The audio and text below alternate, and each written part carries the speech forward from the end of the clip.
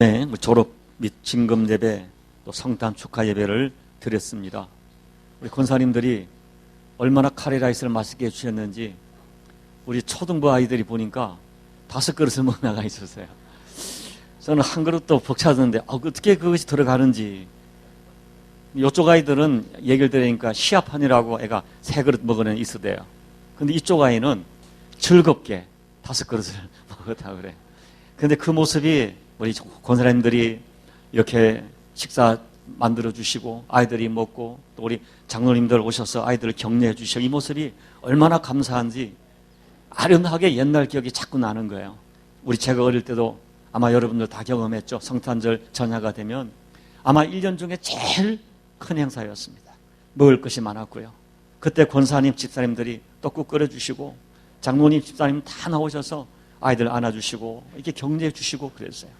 선물도 나누고 그랬어요. 근데 어린 시절도 그랬지만 불과 10년 전, 15년 전 제가 이 부교육자 생활을 할 때도 성탄절은 교회 큰 행사였습니다. 교육부서는 말할 것도 없고요. 교회 전체적으로 행사를 했어요. 추리를 만들고 이렇게 성탄 전화를 준비했죠. 칸탄타는 또 성가대 1년에 가장 큰 행사였어요. 그냥 찬양을 듣기만 해도 은혜가 되는, 오늘도 가슴이 뭉클한 찬양이었는데요. 그렇습니다. 그런데 이 성탄 전야에 역시 절정의 행사는 새벽송이었습니다.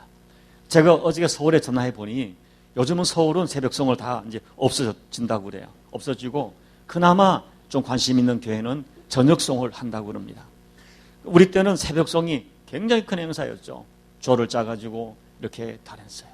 집사님들이 조장하고 자루 메고 그리고 하여튼 다녔어요. 그래서 그때 가정마다 찬양을 하면 그 주인 되는 집사님들이 밖에 나와서 새벽송을 받고요. 그 다음에 과자나 헌금을 준비해서 자루에 담아 주었습니다. 지나가다가 옆에 있는 교회가 또 찬양대가 들어가면 서로가 메리 크리스마스 하고 서로를 축복했던 그런 아름다운 모습이 지금 영상처럼 생각이 납니다. 그런데 제가 여러분께 언젠가 말씀드렸지만 제가 잊을 수 없는 새벽송 추억이 있다고 말씀을 드렸습니다. 그때 저희가 섬기는 교회에 구두방을 하시는 가난한 집사님이 계셨는데 그 집사님은 가게와 방이 붙어있는 그 집에 사셨습니다. 근데 그 구두방 앞에서 새벽송을 하게 되었습니다. 그런데 한점 찬양을 하는데 구두방 바로 옆에 있던 술집에서 어떤 예쁜 여자 한 분이 나오시더니 그냥 줄줄줄 울면서 찬양을 받고 있는 거예요.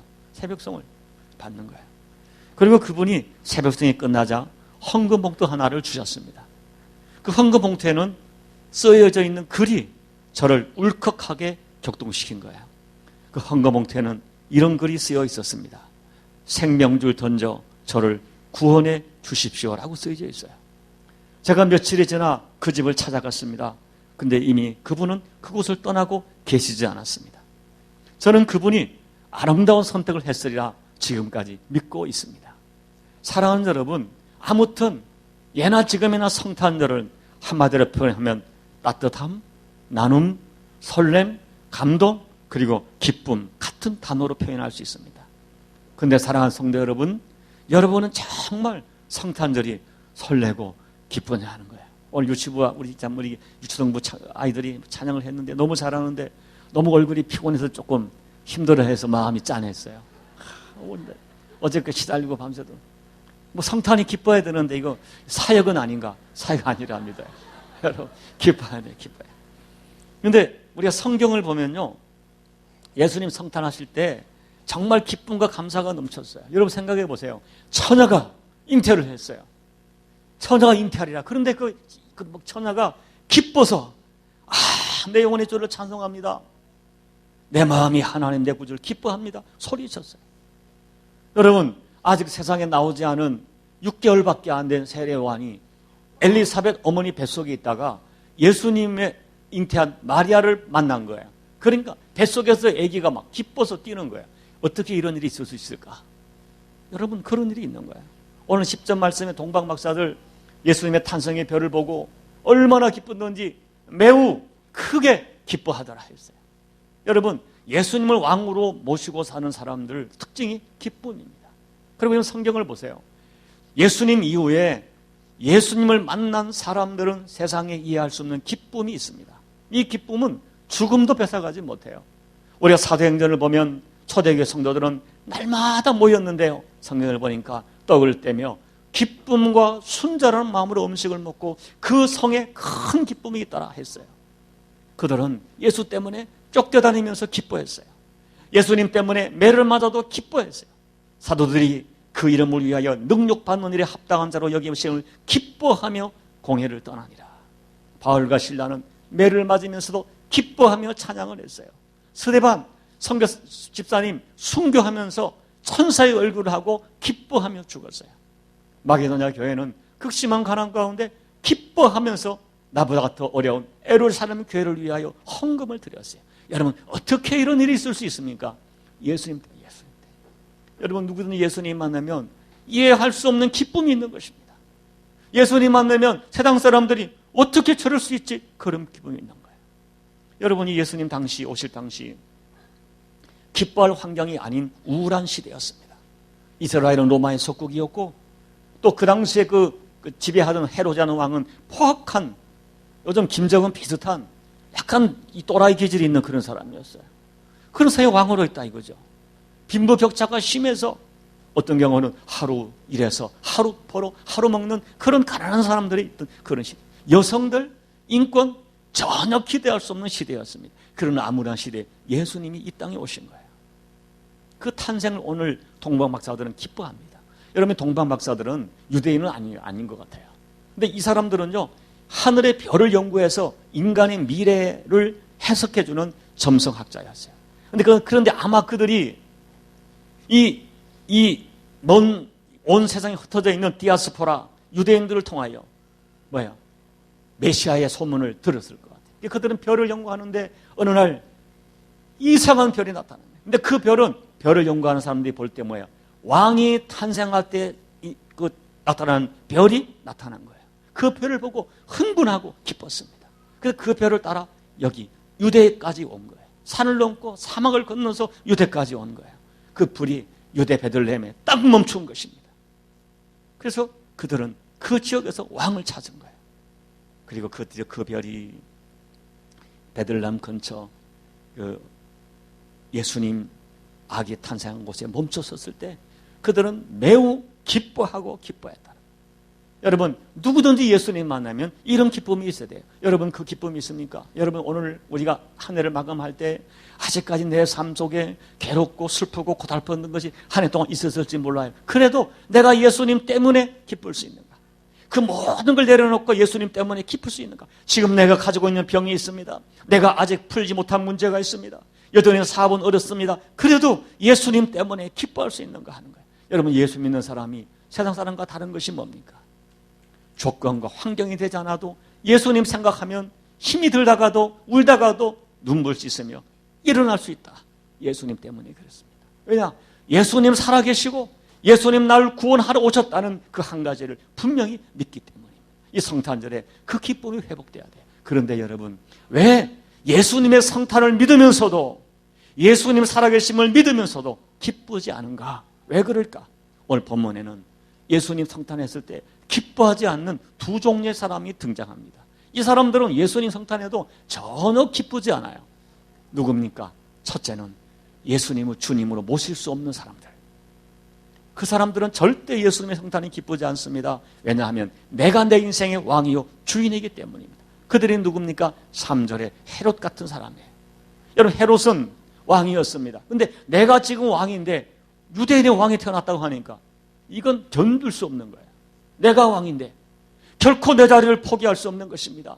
여러분, 헤롯은 당시에 가장 많은 것을 가진 사람, 돈과 권력을 모두 가졌습니다. 그 당시에 헤롯은요 25살의 나이에 이 유다 땅의 왕이 됐어요.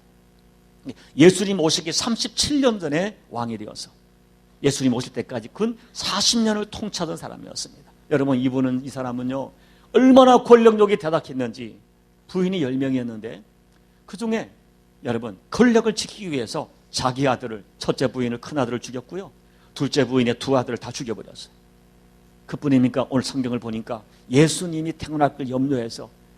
뭔가는 모르지만 왕이 태어났다고 하니까 2살 이하의 아이들을 전부 죽여버렸어요.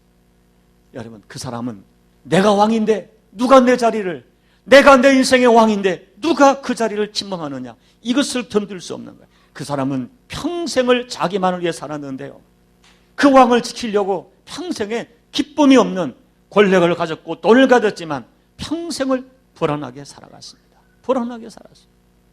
자식을 죽이면서까지라도 불안하게 살았어요. 나중에 자기는 악질이 악화되어 비참하게 죽었죠. 여러분, 진리는 간단하고 명확합니다.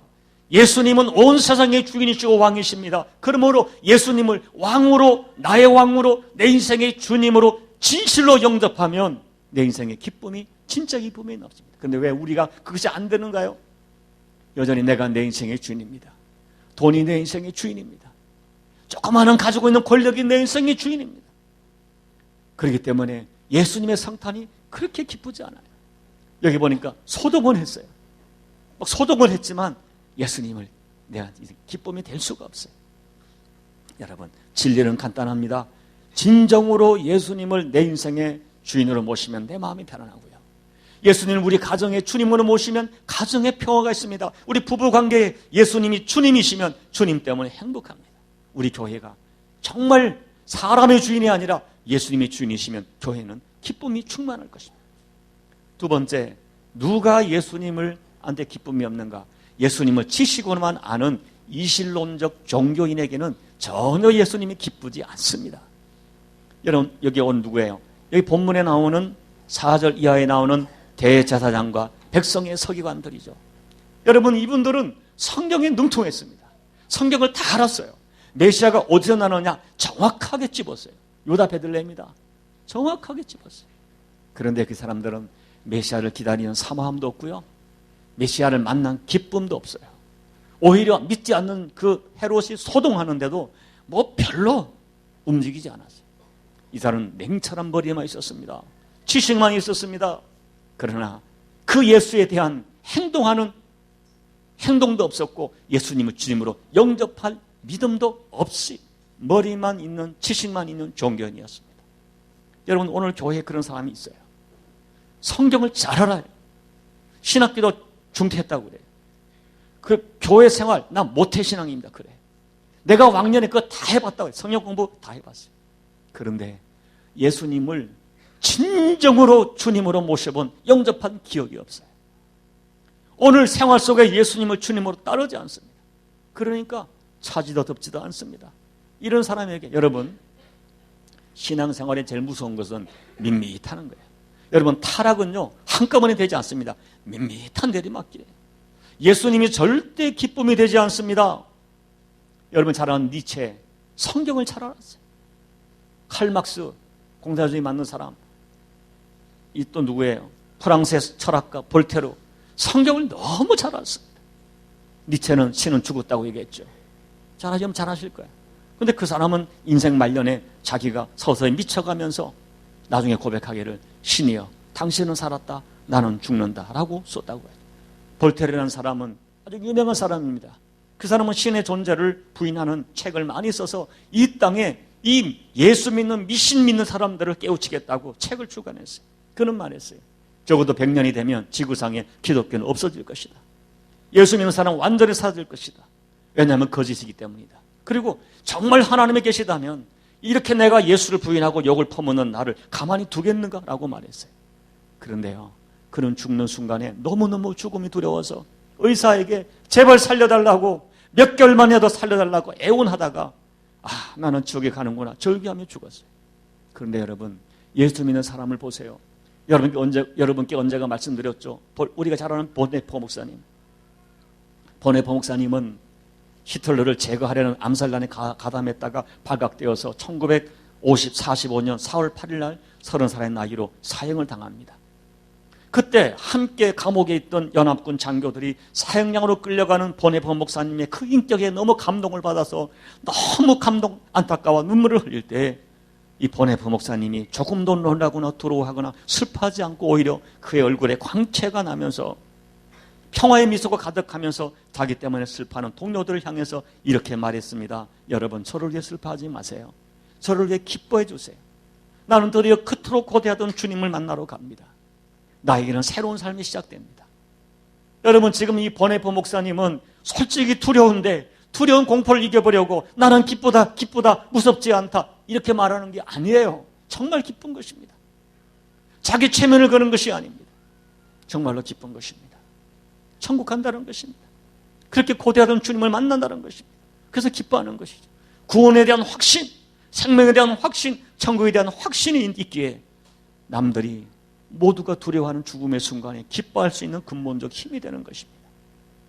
사랑하는 여러분, 그렇다면 왜 믿는 사람에게 예수님의 성탄이 기쁨이 될까?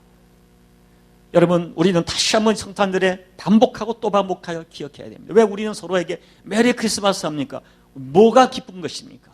분명히 알아야 되죠. 왜 성탄이 우리에게 큰 기쁨이 될까요? 첫째는 우리 죄가 용서받는 길이 열렸기 때문입니다. 여러분, 죄는 무섭습니다. 반드시 지옥 가고 대가를 치러야 됩니다. 여러분, 예수님께서는요, 지옥이 얼마나 무서운지 이렇게 말했잖아요. 너희들 눈이 범죄하면 눈을 차라리 뽑아버려라. 손이 범죄하면 찍어버려라.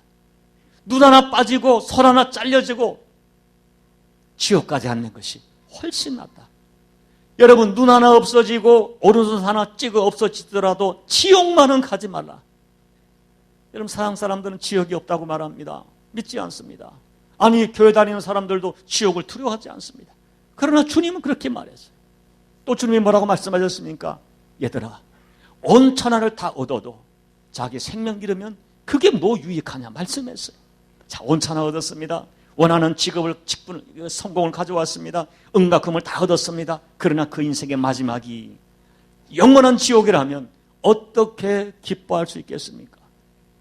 여러분, 죄인된 인간에게 죄 문제가 해결되지 않고는 그 인생은 소망이 없습니다. 그러나 죄인된 우리가 죄 용서받고 천국 갈 길이 열렸다. 이것을 위하여 주님이 오셨다.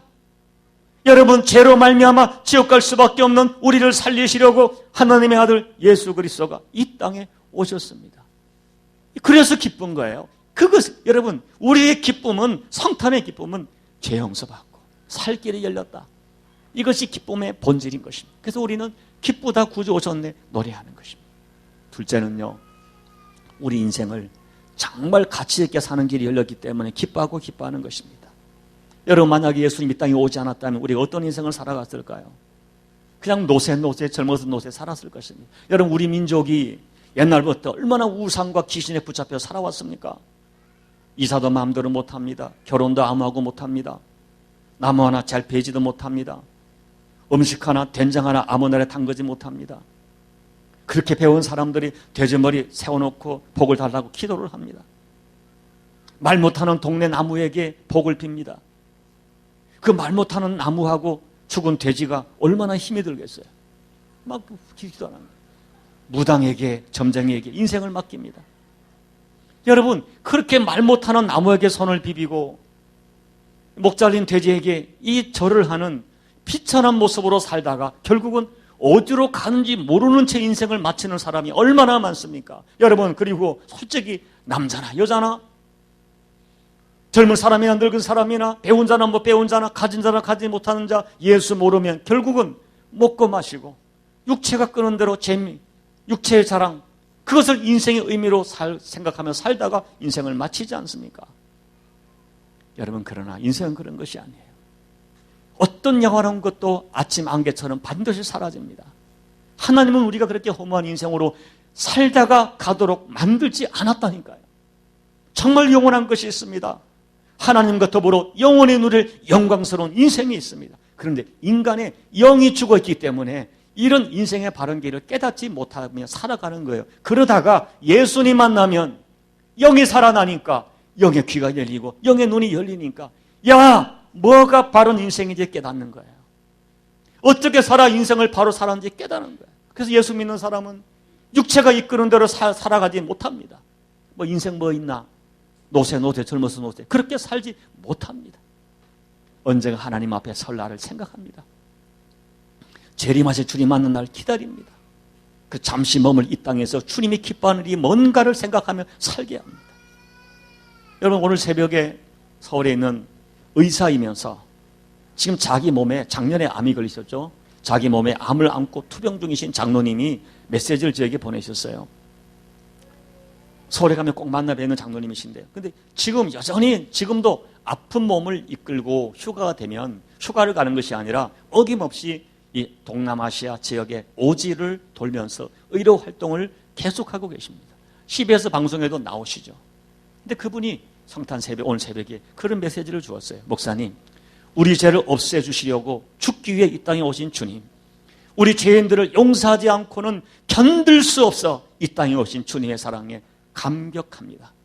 오늘은 주님의 희생하신 사랑이 이 땅에 이루어진 감동의 날입니다. 그래서 하늘에서는 하나님께 영광이요 땅에서는 죄사함을 받은 자들에게 무한한 감동과 평화가 임한 날입니다. 할렐루야. 이렇게 글을 보낸 거예요. 여러분 잘 들으세요. 예수 만난 사람은 성탄의 의미가 달라요. 느낌이 달라요. 대수술을 하고 죽음을 직면했다가 살아난, 지금도 암과 투병하는 그 장로님에게는 성탄의 의미가 남다른 거예요. 너무너무 다른 거예요. 메시지가 너무 다른 것입니다. 성탄의 깊은 의미 앞에 새롭게 감격하는 장로님의 글에 제가 장로님 존경합니다, 사랑합니다 하고 감사와 격려의 대답을 올려드렸어요. 여러분 이제 말씀을 마칩니다. 예수를 믿는데 기쁨이 없는 신앙이 계속될 수 있을까요? 물론 육을 가진 인간이기 때문에 슬퍼하고 힘들어할 때가 있지만 근본적으로 예수님 생각하면 기쁜 거예요. 그런데 예수를 믿는데도 계속 기쁨이 없는 신앙생활이 계속될 수 있을까? 예수님이 왔다는데 정말 기쁨이 없는 생활이, 그것은 거짓입니다. 분명한 거예요. 아직도 내가 내 인생의 주인인 헤롯형 인간이거나 예수님을 지식으로 알고 있는 이신론적 종교인이기 때문입니다. 여러분 생각해 보세요. 매일 반복되는 쫓기는 광야의 생활 속에서도 나는 여호와로 인하여 즐거워하고 기뻐했던 다윗, 감옥에 갇혀 매를 맞으면서도 기뻐하고 찬양했던 바울과 실라, 비록 무화과 나무에 무성치 못하며 포도나무에 열매가 없으며 감람나무에 소철이 없고 밭에 식물이 없고 우리의 양이 없고 외양간에 소가 없을지라도 나는 여호와를 인하여 즐거워하며 나의 구원의 하나님 인하여 기뻐하리로다.